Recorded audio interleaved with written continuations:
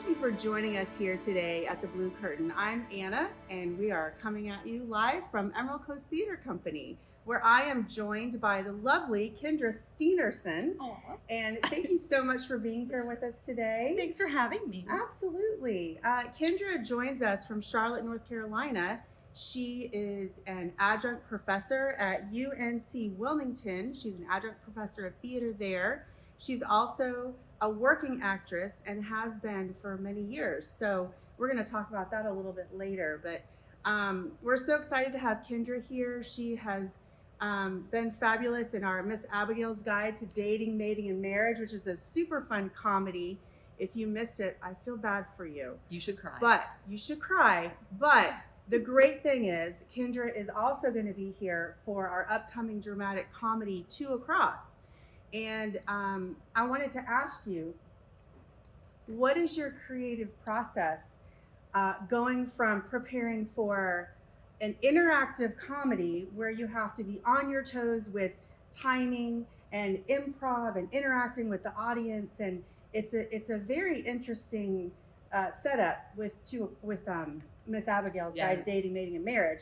How do you go from that to preparing for a dramatic comedy, which has a lot more intimate moments, and you don't break the fourth wall, and you don't recognize the audience? So how is that process different for you? It's so different, and doing Miss Abigail was such a fun challenge for me because I haven't done a super interactive piece like that as an actor. Mm-hmm. And so I actually started preparing for it the same way I always prepare, and then I was like, this isn't gonna work.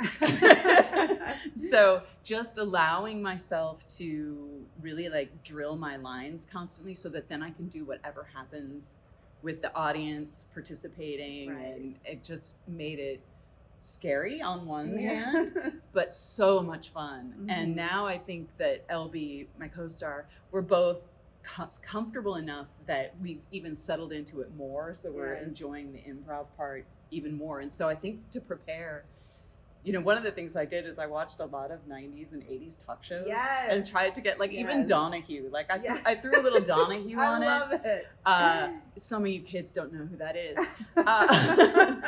But so like doing some preparation like that to kind of get the feeling of those talk shows and just kind of being in the moment. Yeah, it's been I will say a lot of the commentary we've had from more than one patron, like at separate occasions, they said, is this a group that tours around the country doing this show? Because your chemistry is so spot on.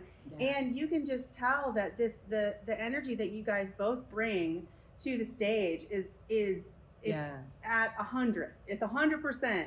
And what a fun thing to be able to experience, and for us to watch as an audience. It's been fantastic. And so how is that different from Two Across for you? So Two Across will be a different kind of challenge for sure, in part because that energy that's so high in Miss Abigail, it's kind of reined in. And like you said, it's more intimate. Right. And it's more conversational, and it's just us. The fourth wall isn't broken, so the audience isn't going to be invited to respond. So then it becomes about keeping it focused in the present moment with your acting partner, right? And so making sure I understand like who this character is and what she wants moment to moment throughout the play, and when it shifts, and like really honing in on that and executing it kind of precisely. But also it has comic moments, so you know, having fun with that too. But it's a very different character, a very buttoned up character. And so that's a fun challenge to have, to go from wacky to staid, basically. Yes, very different characters. And if you're familiar with the craft of acting at all, when you have to dig into a character like that, it's a lot of work. It's a lot of writing and thinking about every single thing they say. Where does that motivation come from? So there's a lot that goes on there. How do they move? Right. And what, and it's so different, again, from Abigail, which is fun because, I'm going to have to really, now I'm used to being kind of out there and my hands are always going everywhere, And with this character, it's going to be a very different approach. Yeah. So you have been in the world of theater and the world of acting for like 40 something years. How is that possible? I don't even know. You must have started when you were like 5. I was newborn. You were yes. like a newborn. So you've been in that world for quite some time. So I wanted to ask you what has changed? What changes have you seen? Positive, negative? What are you? I think for the most part, the changes that I've seen since I first started doing live theater have mostly been positive. Mm-hmm. And I'm trying to just think of what is negative. Yeah.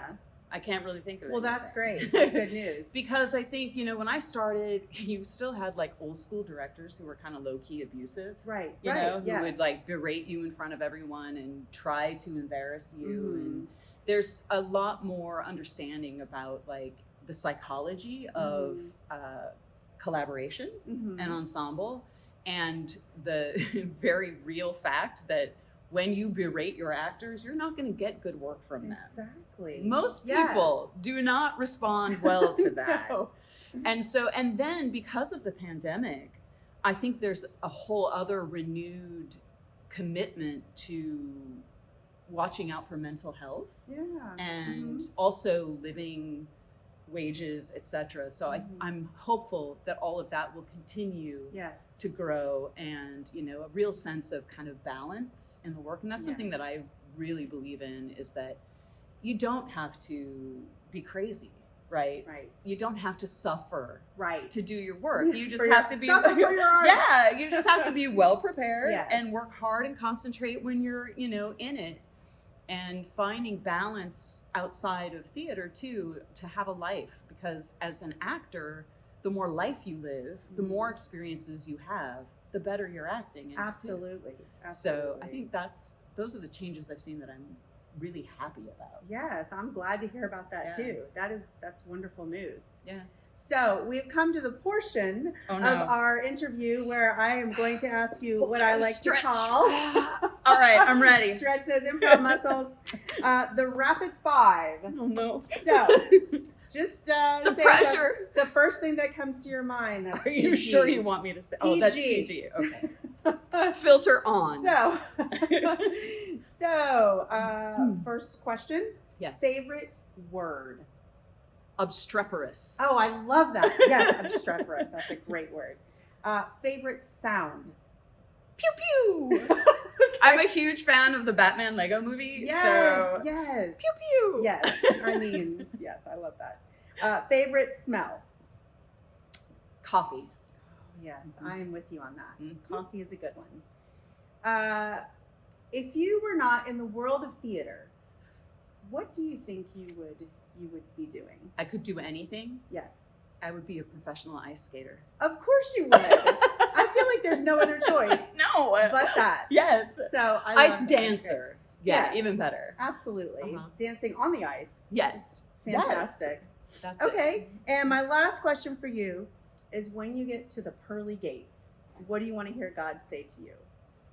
What do I want him to say, or what do I think he'll say?